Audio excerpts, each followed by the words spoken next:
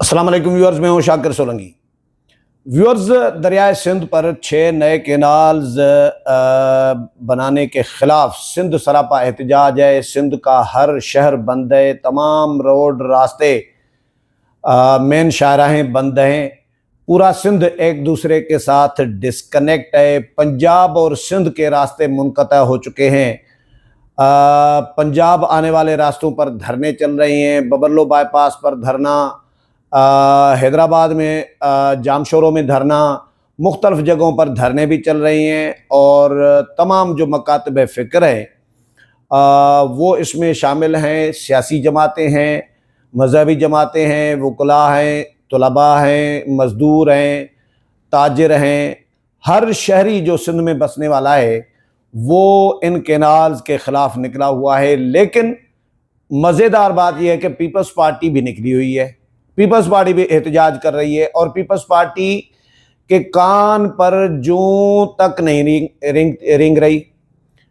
वज़ीर आज़म साहब और वफाकी हुकूमत तो वो भी बिल्कुल पुरसुकून हैं, शांत हैं, जैसे वो रोम जल रहा था, नीरो बांसुरी बजा रहा था। यही हाल है वफाकी हुकूमत का कि वफाकी हुकूमत सिंध के लोगों के एहतजाज पर ध्यान ही नहीं दे रही कि भाई पूरा सिंध बंद है। सिंध में खरबों रुपए का डेली का नुकसान हो रहा है। पंजाब के साथ रास्ते बंद हैं। तो भाई अवाम पब्लिक निकली है, आप पब्लिक को कैसे रोक सकते हैं?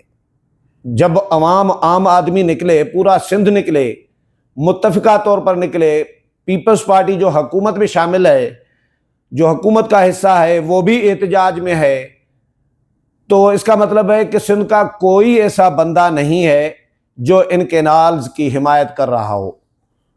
तो वफाकी हुकूमत तो उसके बावजूद शांत नज़र आ रही है। आज फैसला किया गया है, आज एक खबर आई है कि वज़ीर आज़म साहब ने फैसला किया है, मियां शहबाज शरीफ साहब ने, कि पीपल्स पार्टी के तहफ़्फ़ुज़ात दूर करने के लिए केनाल्स के मामले पर, भाई पीपल्स पार्टी के तहफ़्फ़ुज़ात तो हैं ही नहीं। पीपल्स पार्टी ने तो मंजूरी दिलवाई है वज़ीर आज़म साहब। ये वज़ीर आज़म मियां शहबाज शरीफ को बावर कराना चाहिए कि पीपल्स पार्टी के सदर ममलिकत जो हैं आसिफ अली ज़रदारी हैं, तो मुल्क के सदर ममलिकत, लेकिन हैं तो पीपल्स पार्टी के। तो उन्होंने मंजूरी दी है 8 जुलाई 2024 को। उनके खिलाफ एहतजाज थे ये, और केनाल्स के और पीपल्स पार्टी के खिलाफ थे। लेकिन पीपल्स पार्टी शुरू में खामोश थी। उसके बाद जब पीपल्स पार्टी ने देखा कि भाई मामला हाथ से निकला जा रहा है और हमारे खिलाफ ही सिंध के लोग निकल पड़े हैं, तो ये तो हमारा सफाया कर देंगे। इस वजह से पीपल्स पार्टी मजबूरन निकली है। पीपल्स पार्टी की कोई तहफ़्फ़ुज़ात नहीं है। ये वफाकी हुकूमत को एहसास होना चाहिए कि जब आपकी वो इत्तेहादी है, आपने फैसला किया है, तो पीपल्स पार्टी को एतमाद भी लिए बगैर कैसे किया होगा? ये कैसे पॉसिबल है कि पीपल्स पार्टी को एतमाद में लिए बगैर वफाकी हुकूमत इतना बड़ा फैसला करने जाए? 6 नए केनाल्स दरियाए सिंध पर पंजाब के एरिया में बनाने जाए और सिंध का पानी बंद करने जाए और पीपल्स पार्टी से पूछे ही ना। ये कैसे पॉसिबल है? और फिर पूछे भी ना और पीपल्स पार्टी फिर भी खामोश रहे। ये कभी हो सकता है ऐसा? पीपल्स पार्टी छोटे से छोटे मामलात पर वफाकी हुकूमत के साथ अपना एहतजाज रिकॉर्ड करा रही होती है, तो ये इतना बड़ा मामला वफाकी हुकूमत करने जा रही थी तो पीपल्स पार्टी से पूछा ही नहीं। ये कैसे पॉसिबल है? और पीपल्स पार्टी फिर खामोश रहती है। ये लॉजिक कोई किसी को समझ में आ रहा है? तो ये टोपी ड्रामा है वफाकी हुकूमत और पीपल्स पार्टी का। अब वज़ीर आज़म ने आज खबर जो आई है कि कल मुस्लिम लीग नून के रहनुमाओं का इजलास हुआ है और मियां नवाज शरीफ और मियां शहबाज शरीफ के दरमियान तय हुआ था कि ये मामला इफ़हाम व तफ़हीम के साथ मुज़ाकरात के ज़रिए हल किया जाएगा। भाई अब आप मुज़ाकरात करने जा रहे हैं, अब आपको इफ़हाम व तफ़हीम याद आ रही है जब पूरा सिंध निकला हुआ है, रोड रास्ते बंद कर दिए हैं पंजाब के, तो आप पहले ये काम क्यों नहीं कर रहे थे? अक्लमंदी तो ये है ना कि पहले आप इफ़हाम व तफ़हीम करते, पहले मुज़ाकरात करते, सिंध के लोगों के तहफ़्फ़ुज़ात सुनते।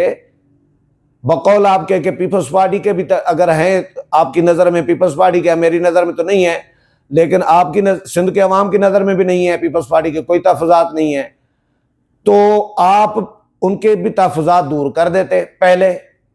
अब आप तहफ़्फ़ुज़ात करने जा रहे हैं दूर पीपल्स पार्टी के, जो मंजूरी दे चुकी है, जो आपके साथ मिली हुई है। ये वो काम है ना, एक चोर चोरी कराता है और फिर वही चोर जब चोर का पैरा उठाया जाता है, पीछा किया जाता है, तो वो पैरी होते थे ना, पैर उठाने वाले, कि भाई चोर कहाँ गया है।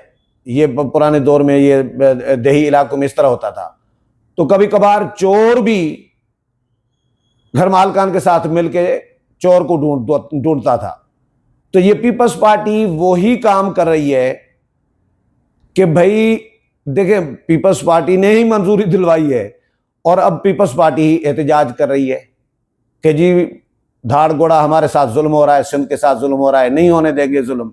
भाई नहीं होने देंगे, वफाकी हुकूमत से अलग हो जाए ना, क्यों नहीं हो रहे। कैनाल्स पे काम जारी है, सिंध का मीडिया वहां पे विजिट करके आया है, रिकॉर्डिंग करके आया है, फुटेज बना के आया है, कैनाल्स पे काम जारी है और वफाकी हुकूमत में बैठी भी है पीपल्स पार्टी, एहतजाज भी कर रही है। आप बजट पे फंड न मिलने पे तो हुकूमत से अलग की धमकी दे रहे थे, अब भी क्यों नहीं हो रहे। हो जाए अलग, हुकूमत गिर जाएगी धड़ाम से। सिर्फ बयानबाजी और कहने की ज़बानी खर्चा जो है पीपल्स पार्टी कर रही है। मुराद अली शाह कहते हैं जी हम चाहें तो हुकूमत एक दिन में गिर जाएगी। भाई तो गिरा क्यों नहीं रहे, अगर हुकूमत के साथ मिले हुए नहीं है तो वफाकी हुकूमत के साथ पीपल्स पार्टी की मिली भगत है। सिंध के अवाम को चूना लगाने की कोशिश की जा रही है और वफाकी वजीर आजम ने इसहाक डार की सरबराही में मुज़ाकराती कमेटी कायम करने का फैसला किया है और इसमें राना सनाउल्लाह, अहसन इकबाल और इनको शामिल किया जाएगा। मजीद नाम भी शामिल होंगे और फिर पीपल्स पार्टी के साथ रब्ता किया जाएगा आसिफ अली जरदारी साहब, सदर ममलिकत और बिलावल भुट्टो जरदारी के साथ, और उनसे भी नाम मांगे जाएंगे कि जी आप भी अपने नाम दे दें ताकि कमेटी कायम की जा सके और वो कमेटी मुज़ाकरात करे। कल भी एक कमेटी की मीटिंग हुई है लाहौर में, गवर्नर हाउस लाहौर में, नून लीग के रहनुमाओं और पीपल्स पार्टी के रहनुमाओं के दरमियान इसी मामले पर।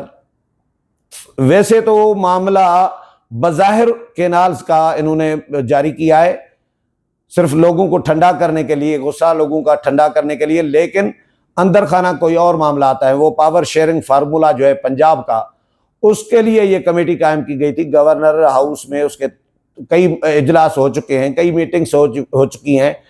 वही meeting power sharing formula discuss कर रही है, लेकिन जारी कर रहे हैं प्रेस रिलीज में कि जी दरियाए सिंध पर नए कैनाल्स के मामले पर डिस्कशन की गई है नून लीग और पीपल्स पार्टी के दरमियान। भाई आप सेकंड क़यादत हैं, न उसमें मियाँ नवाज शरीफ थे, न मियाँ शहबाज शरीफ थे वजीर आजम, न सदर ममलिकत थे, न बिलावल थे, तो फिर आप तो बाकी जो लोग बैठे थे वो तो सेकेंडरी है, सेकंड क़यादत है। सेकंड क़यादत के पास अख्तियार किधर से आ गया। वफाकी हुकूमत से मुतालबा किया जा रहा है कि CCI का इजलास बुलाया जाए, मुश्तरका मफादात कौंसिल का, और उससे मंजूरी ली जाए। लेकिन वफाकी हुकूमत वो काम करने की बजाय या फैसला फिलहाल मुअख्खर करने के बजाय ऐलान कर दे कि जी काम रोक दिया जाता है, फिलहाल फैसला वापस लिया जाता है और ये प्रोजेक्ट आगे नहीं बढ़ेगा जब तक सिंध की अवाम इजाज़त नहीं देगी, सिंध के अवाम के तहफ़्फ़ुज़ात दूर नहीं होंगे। ये क्यों नहीं ऐलान कर रहे वज़ीर आज़म साहब। काम भी चल रहा है, मुज़ाकरात भी चल रहे हैं, एहतजाज भी जारी है। तो भाई आप अपने मुल्क का नुकसान कर रहे हैं वज़ीर आज़म साहब। बलूचिस्तान के हालात आपके सामने हैं, खैबर पख्तूनख्वा के हालात आपके सामने हैं, दहशतगर्दी के हालात आपके सामने हैं, सिक्योरिटी फोर्सेस वहाँ मसरूफ़ हैं, पॉलिटिकल हालात भी आपके सामने हैं, मईशत कुछ बेहतर होने लगी है। लेकिन ये अगर इक़दामात इस तरह के करेंगे, सूबों के दरमियान, सूबों के लोगों के दरमियान नफरत बढ़ाएंगे। सिंध में तो पंजाब के खिलाफ नारे लग रहे हैं, पंजाब तो सांझेड़ हुआ सिंधी में, यानी पंजाब तेरे साथ लड़ाई है, तेरे साथ जंग है।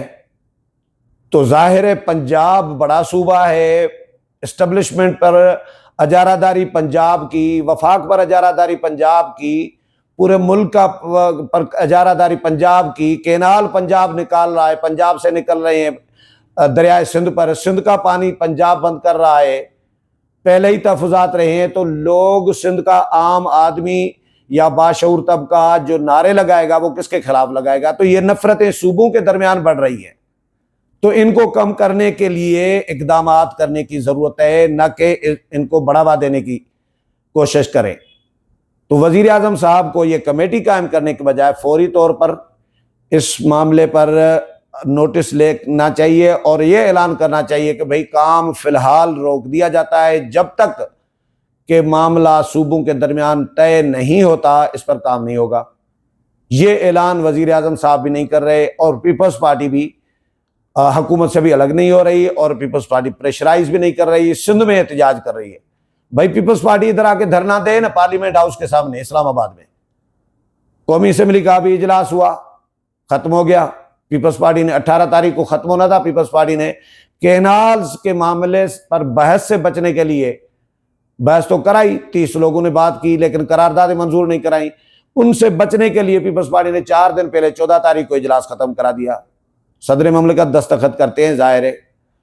तो इसमें भी पीपल्स पार्टी के लिए, पीपल्स पार्टी को ही इन्वॉल्व समझा जा रहा है। तो पीपल्स पार्टी पार्लियामेंट हाउस के सामने धरना दे या हुकूमत से अलग हो जाए, ये तो या ऐलान वापस कराए, फैसला वापस कराए वजीर आजम से, या काम रुकवाए, फिर तो पीपल्स पार्टी सीरियस समझी जाएगी। लेकिन सिंध में एहतजाज, घर के मुर्गे मारना, ये कौन सी अक्लमंदी है? सिंध में एहतजाज का क्या फ़ायदा आपको? सिंध में तो पहले भी एहतजाज हो रहा है, कैनाल्स के खिलाफ भी हो रहा है, आपके खिलाफ भी हो रहा है। वफाकी हुकूमत ने कौन सा नोटिस लिया है उसका जो आपके एहतजाज का नोटिस लेगी? तो ये मेरा ख्याल है कि वज़ीर आज़म का ऐलान और ये सारे मामलात मिली भगत से किए जा रहे हैं ताकि मामले को ठंडा किया जा सके। लेकिन वज़ीर आज़म को ये बताना ज़रूरी है कि प्राइम मिनिस्टर साहब, सिंध की अवाम जो कैनाल्स के खिलाफ निकली हुई है वो पीपल्स पार्टी पर एतमाद नहीं कर रही। इस मामले पर पीपल्स पार्टी को लोगों ने वोट ज़रूर दिए हैं, लेकिन इस कैनाल्स के मामले पर पीपल्स पार्टी को इन्वॉल्व समझती है वफाक के साथ। पीपल्स पार्टी अपना एतमाद खो चुकी है। पीपल्स पार्टी से मुज़ाकरात का आपको कोई फ़ायदा नहीं होगा और पीपल्स पार्टी ना ही सिंध के अवाम को इस मामले पर मुतमईन कर सकती है। उम्मीद है प्रोग्राम पसंद आया होगा। अगले प्रोग्राम में फिर मुलाकात होगी, तब तक इजाज़त चाहता हूँ। अल्लाह हाफ़िज़।